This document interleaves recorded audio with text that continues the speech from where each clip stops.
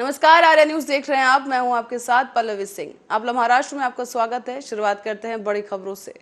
2 दिवसीय दौरे पर मुख्यमंत्री एकनाथ शिंदे पर महाबलेश्वर पहुंचे, जहां उन्होंने कहा है कि वो अभी राज्यों से बाहर गए उद्योगों के बारे में बात नहीं करेंगे, लेकिन आने वाले समय में इस पर विस्तार से बात की जाएगी। इस मुद्दे को लेकर वो प्रधानमंत्री और केंद्रीय मंत्रियों के संपर्क में है।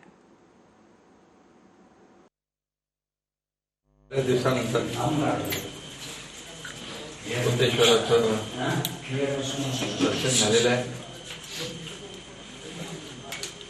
आणि समाधान आनंद। तर मुख्यमंत्री झाल्यानंतर मी पहिल्यांदाच इथे सिद्धेश्वरला आलो, कारण पावसामुळे इकडे येता आलं नाही आणि आज योग आलाय। अगदी मनोभावे पूजा झाली आहे, आरती झाली आहे, समाधान एक श्रद्धास्थान आहे आमच्यासाठी।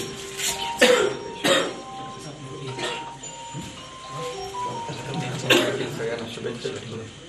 काय मागणं काय, देवाला सगळं माहिती, मागायला लागत नाही। या राज्यातल्या जनतेला सुख, समाधान, आरोग्य, त्यांच्या जीवनामध्ये चांगले दिवस, समाधानाचे, एवढेच इच्छा आहे। राज्यातला बळीराजा शेतकरी सुखी होऊ दे, सगळे समाज घटकांना त्यांच्या जीवनामध्ये चांगले दिवस, सुखाचे दिवस, समाधानाचे, आनंदाचे दिवस येऊ दे। हेच आणि या राज्याची भरभराट होऊ दे, राज्य सुजलाम सुफलाम होऊ दे, राज्याचा विकास वेगाने होऊ दे, एवढंच बाकी काय। त्यांनी पूर्णपणे देखील प्रकल्प आपल्याकडे येत आहेत। मी आणि ते सातत्याने प्रयत्न करतोय। या देशाचे आदरणीय प्रधानमंत्री मोदी साहेब, त्याचबरोबर सहकार गृहमंत्री अमित शाह साहेब यांच्याशी आमचा सातत्याने संपर्क आहे। त्याचबरोबर इतर जे काही संबंधित विभागाचे केंद्रीय मंत्री आहेत त्यांच्याशी देखील आमचा सातत्याने राज्याच्या विकासाबद्दल आम्ही संपर्कात असतो आणि नक्कीच पुढच्या काळामध्ये लवकरच मोठमोठे प्रकल्प महाराष्ट्रात येतील। जे प्रकल्प महाराष्ट्रातून गेले असे जे काही आरोप सुरू आहे, म्हणजे त्या बाबतीमध्ये त्याला जबाबदार कोण है, मी काय आता बोलणार नाही ते। और पंजाबी गायक सिद्धू मूसेवाला की हत्या में आरोपित लॉरेंस बिश्नोई गैंग ने जान से मारने की धमकी अब सलमान खान को दी है। बता दें आपको कि इसी जान से मारने की धमकी मिलने के चलते महाराष्ट्र सरकार ने अभिनेता सलमान खान की सुरक्षा बढ़ाकर वाई+ श्रेणी की कर दी है। अभिनेता अनुपम खेर, उद्योगपति अजय पिरामल और आनंद पिरामल समेत डिप्टी सीएम देवेंद्र फडणवीस की पत्नी अमृता फडणवीस की भी सुरक्षा को खतरा बताया गया है, जिसके मद्देनजर उनकी सुरक्षा को भी वाई+ श्रेणी कर दिया गया है। इसका मतलब यह है कि इनमें से प्रत्येक के साथ 2 सशस्त्र सिपाही 24 घंटे तैनात रहेंगे। राज्य के खुफिया विभाग के प्रतिष्ठित व्यक्तियों के जीवन पर खतरों के आकलन के बाद ये रिपोर्ट तैयार की गई है और इसी रिपोर्ट के आधार पर यह वर्गीकरण किया गया और इसके अलावा अभिनेता अक्षय कुमार को X श्रेणी की सुरक्षा प्रदान की गई। वो जब भी घर से बाहर जाएंगे, एक सशस्त्र कर्मी उनकी सुरक्षा में तैनात रहेगा। सूत्रों के अनुसार सुरक्षा कर्मियों का खर्च संबंधित शख्सियत के द्वारा वहन किया जाएगा।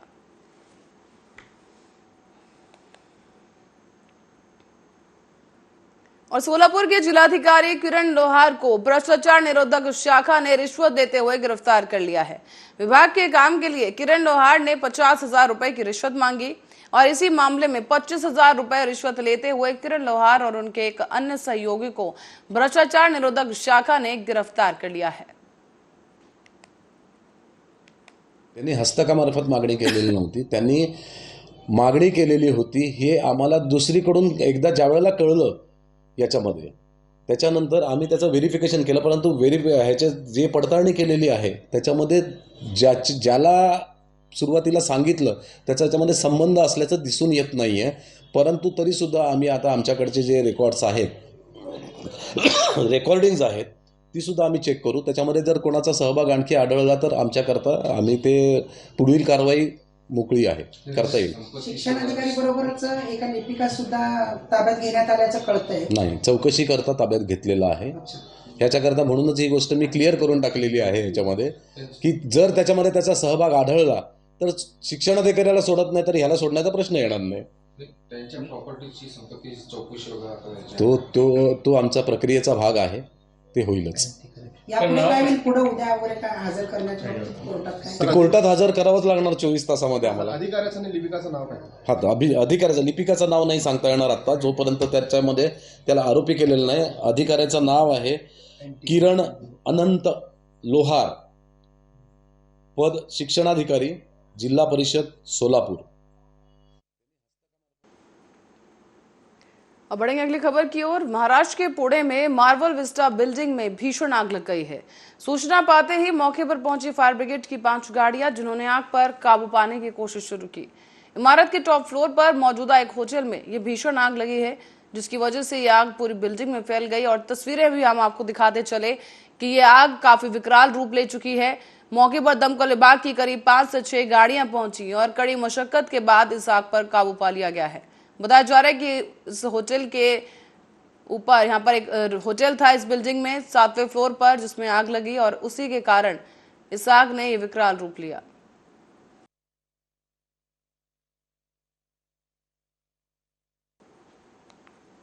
और जलगांव से खबर है, जहां शिंदे फडणवीस सरकार के मंत्री गुलाबराव पाटिल ने भाषण के बीच ही अजान की आवाज सुनने के बाद अपना भाषण रोक दिया और अजान पूरी होने के बाद उन्होंने अपना भाषण एक बार फिर से शुरू किया।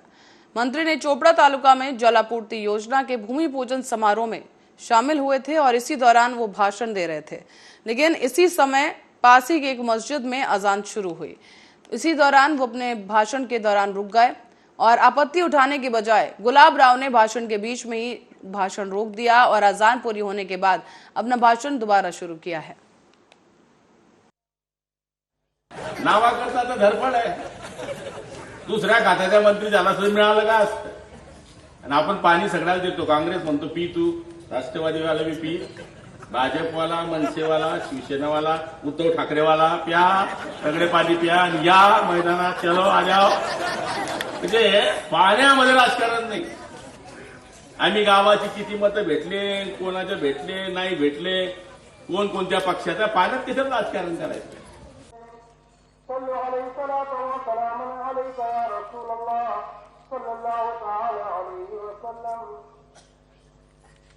الله أكبر الله أكبر الله أكبر الله أكبر.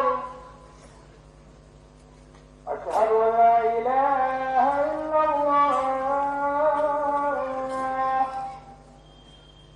أشهد أن لا إله. आजकाल कोणीच ठिकाणावर नाहीये. प्राथमिक शिक्षक, मिलिटरीचा माणूस, हे 2-3 इमानदार आहे. स्टेजवर बी नाही अर्धे उरते, कोणीच नाही, मी बी नाही, कोणीच नाही.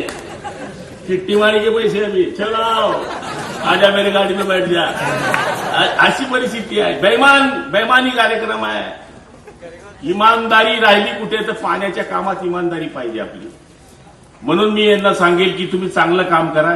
रोड उखडून जाईल, बनून जाईल, पण पाण्याची टंकी एक वेळेस बनली तर ती लवकर बनणार नाही.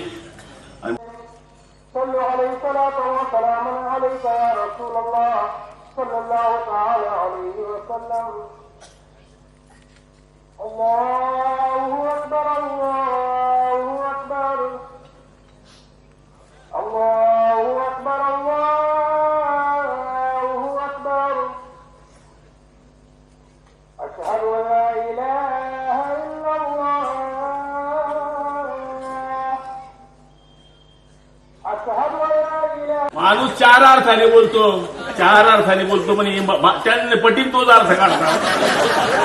माझी आपल्याला अपेक्षा असते, गावरान माणूस आहे, दादा कोंडकेचा पिक्चर पाहणारा माणूस आहे, डबल आरती बोलली माझं मुख बोललं तर मग ते बा म्हणणं मंत्र म्हणलं तसंच कार्यक्रम होईल तो. मी कीर्तनकार असताना तुम्हाला सांगतो, याच्यापेक्षा 5 पट गर्दी राहिली असती ते. योगायोगाने चुकून धंद्यात आलो मी. ह्या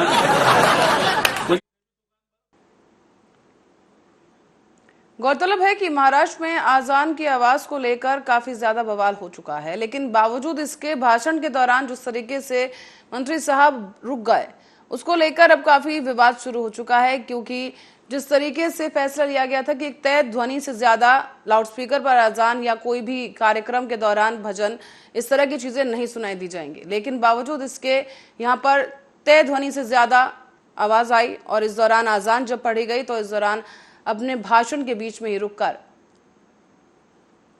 अब बढ़ते हैं अगली खबर की ओर। अमरावती से खबर है, जहां आज निर्दलीय विधायक बच्चू कडू रैली करने पहुंचे और इस रैली में आज बच्चू कडू अपनी भूमिका पर कहते नजर आए कि मैं झुकूंगा नहीं के पोस्टर लगाए हैं। साथ ही आपको बता दें कि उनके इस पोस्टर को आप देख सकते हैं तस्वीरों में, जिस पर लिखा है, एक फिल्म का ये काफी प्रख्यात डायलॉग है जो उनके पोस्टर पर यहाँ लगा है कि मैं झुकूंगा नहीं, और यही पोस्टर आकर्षण का केंद्र बना हुआ है। दरअसल राज्य के उप मुख्यमंत्री देवेंद्र फडणवीस से मुलाकात के बाद विधायक रवि राणा अपनी बात से पीछे हटने के बाद कुछ हद तक नरम पड़ गए हैं। बता दें कि बच्चू कडू भी उद्धव ठाकरे का साथ छोड़कर एकनाथ शिंदे के साथ आए थे।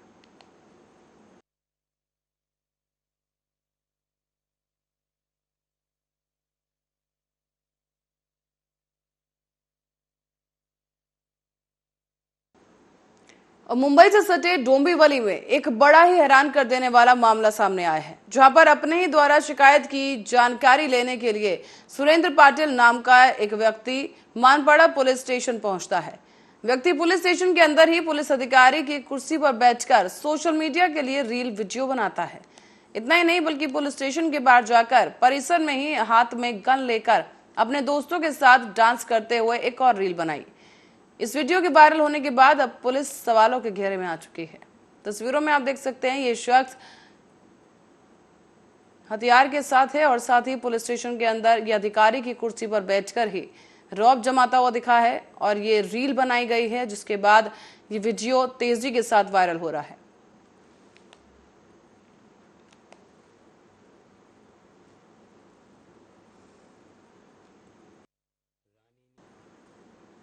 और सोलापुर के कंबर तालाब में युवती का शव मिलने से सनसनी फैल गई है। पुलिस नायक माड़े का एक युवती का शव तालाब में मिला और उपचार के लिए उसे पास के सरकारी अस्पताल में भर्ती कराया गया, जहां डॉक्टरों ने उसे मृत घोषित कर दिया। शुरुआती जांच में पता चला है कि ये महिला गर्भवती थी और पुलिस अब इस मामले की जांच कर रही है। जय हिंद।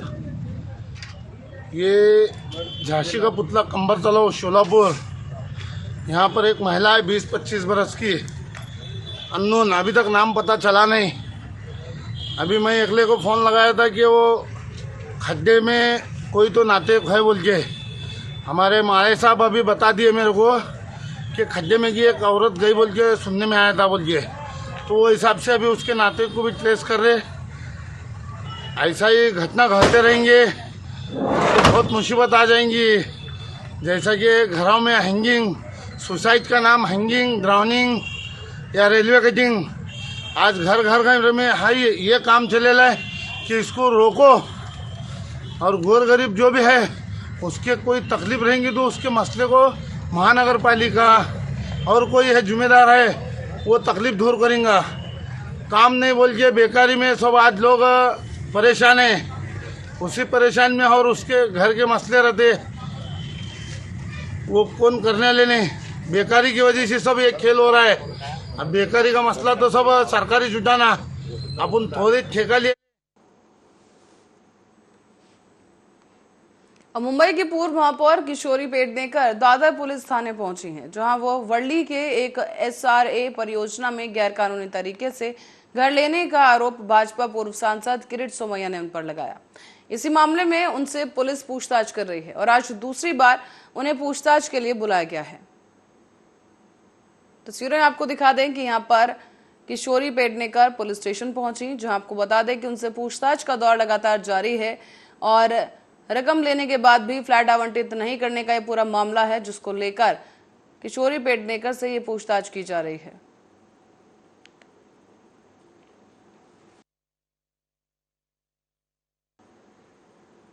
और महाराष्ट्र के पंढरपुर से बड़ी खबर सामने आ रही है, जो आपको बताते चलें कि महाराष्ट्र के पंढरपुर में श्रद्धालुओं पर एक कार चढ़ गई है। एक बड़ी दुर्घटना की खबर आपको बता रहे हैं महाराष्ट्र में, जहां पर श्रद्धालुओं पर ये कार चढ़ी है, जिसकी तस्वीरें भी हम आपको दिखाते चलें कि यहाँ पर 7 लोगों की मौके पर ही मौत हो गई, जबकि 6 लोग घायल बताए गए। सभी श्रद्धालु पंढरपुर में दर्शन के लिए जा रहे थे जिस दौरान ये हादसा हुआ। साथ ही कार के ड्राइवर को पुलिस ने रंगे हाथों गिरफ्तार कर लिया है। बताया जा रहा है कि कार ड्राइवर अनियंत्रित होकर इसने कार कुछ श्रद्धालुओं पर चढ़ा दी, जिसकी वजह से 7 श्रद्धालुओं की मौत हो गई और 6 लोग गंभीर रूप से घायल बताए गए।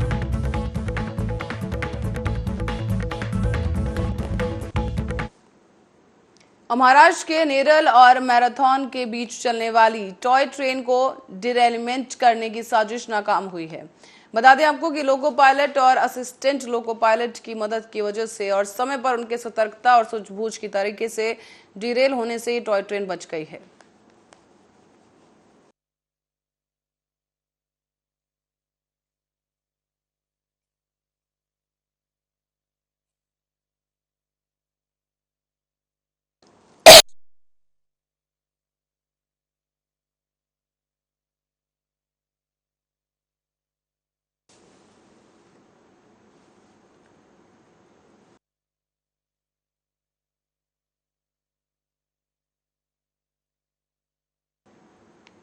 और महाराष्ट्र के नेताओं को समाजवादी पार्टी नेता रहे मुलायम सिंह यादव पर कुछ ज्यादा ही प्यार छलक रहा है।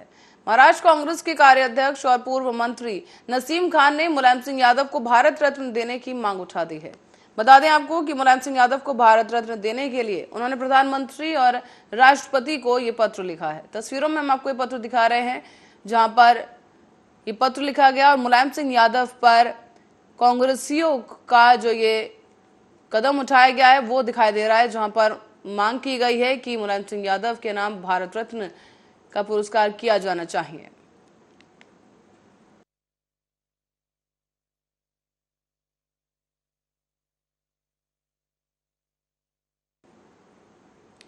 और इस बीच बढ़ेंगे अगली खबर की ओर, जहां देर रात को महाराष्ट्र कांग्रेस के अध्यक्ष नाना पटोले ने राज्यपाल भगत सिंह कोश्यारी से मुलाकात की। इस दौरान उन्होंने राज्य से जमीनी मुद्दों से महामहिम को अवगत कराया है।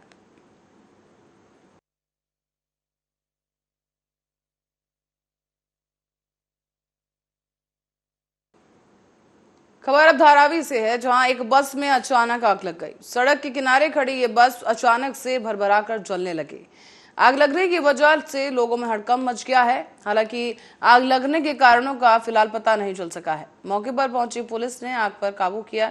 हालांकि इस हादसे में किसी के हताहत होने की खबर नहीं है। तस्वीरों में पर देखा जा सकता है कि आग काफी ज्यादा भीषण थी और इस खड़ी बस में अचानक से आग लगने से इलाके में हड़कंप का माहौल है।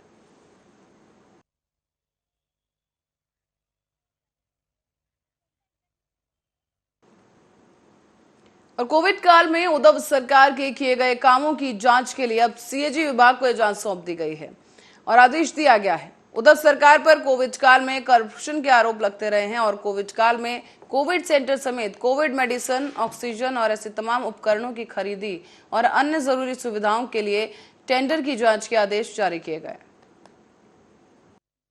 जब कोरोना ने हमारे देश और राज्य में दस्तक दी, उस समय बड़ी ही भयानक स्थिति थी।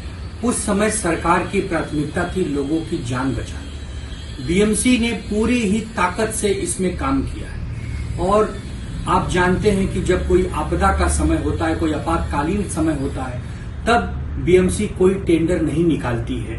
बीएमसी पहले यह तय करती है कि हम कैसे ज्यादा से ज्यादा सुविधा जनता तक पहुंचाएं और आपने देखा होगा कि इन सुविधाओं का ये असर है कि मुंबई पर कोरोना का प्रकोप बहुत ज्यादा नहीं हुआ, जिसकी तारीफ खुद WHO ने की, भारत सरकार ने की, सुप्रीम कोर्ट तक ने हमारी तारीफ की है। और आप आज कैग से हमारी ऑडिट करवा रहे हैं बीएमसी की, ठीक है, आपका अधिकार है, आप कराइए, लेकिन जनता के सामने यह भी आना चाहिए, इनका टाइमिंग देखिए। जब महानगर पालिका चुनाव किसी भी समय घोषित हो सकते हैं, इन्हें डर है भारतीय जनता पार्टी और हमारे विरोधकों को कि वो बीएमसी में चुनाव हार सकते हैं। वह शिवसेना से कितना डरते हैं, उद्धव बाला साहब ठाकरे जी से घबराते हैं, इसलिए आनंद फानन में वो ये बदले की राजनीति कर रहे हैं, वो ये जांच करा रहे हैं। जांच कराइए, आपका अधिकार है, सांच को आज क्या, जब हमने कुछ गलत किया ही नहीं है, हम किसी भी जांच से गुजरने को तैयार हैं, लेकिन सवाल आपके नाही जे काय असेल ते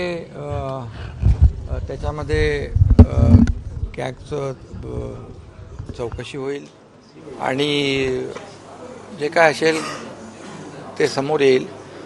परंतु आपल्याला मी सांगू इच्छितो, कुठलीही चौकशी सूडबुद्धीने, आकसापोटी, राजकीय हेतूने केली जाणार नाही। त्यामध्ये पारदर्शकता असेल आणि त्यामुळे अहवाल चौकशी झाल्यानंतर, अहवाल आल्यानंतर पुढचं आपल्याला जे काही बोलता येईल।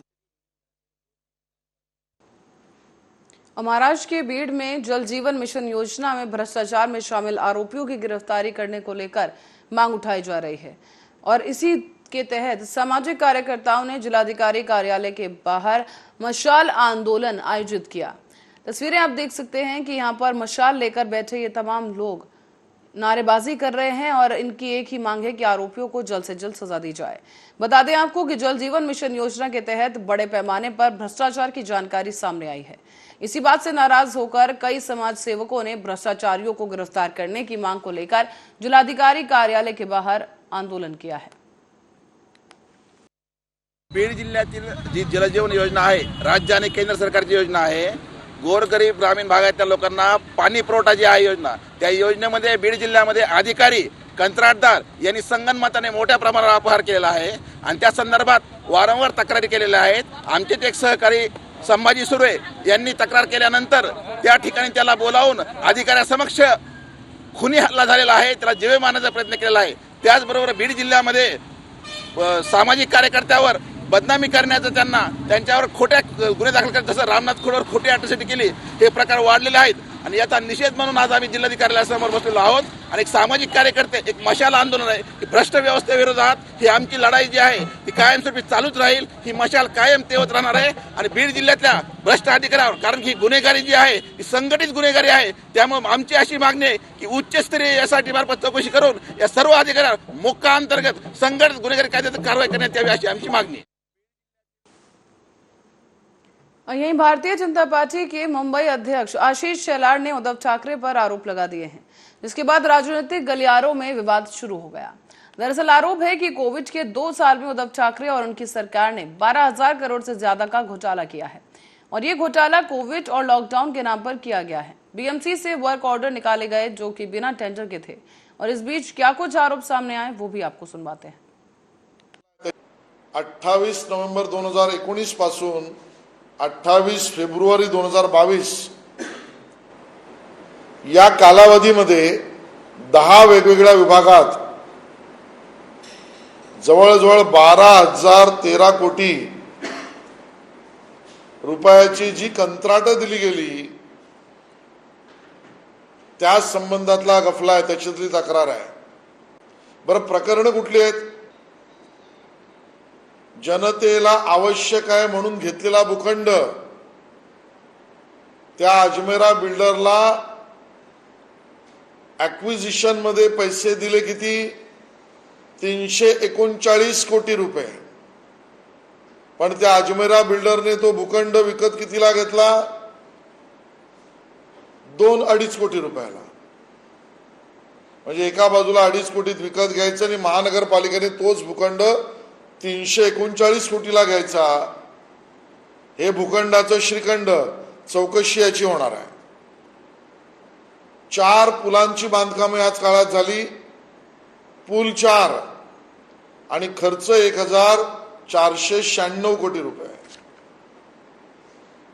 अमर्याद खर्च। कोरोनाच्या काळामध्ये विविध रुग्णालयात म्हणजे सेंट्रली मध्यवर्ती भागातून काही खरेदी होते ती वेगळी, रुग्णालयात आवश्यकता दाखवून खरेदी झाली ती जवळजवळ 904 कोटीची। म्हणजे जसं मी मगाशी सांगितलं की या काळात 3,538 कोटी मध्यवर्ती खरेदी, 904 कोटी रुग्णालयातला खरेदी, म्हणजे जवळजवळ 4-4.5 हजार कोटी रुपये कंत्राटदार बोगस, कंपन्या बोगस, एकच परिवार, जवळचे लोक। इस खबर के साथ ही बुलेटिन में फिलहाल के लिए इतना ही। देश और दुनिया की तमाम खबरों के लिए देखते रहिए आर्या।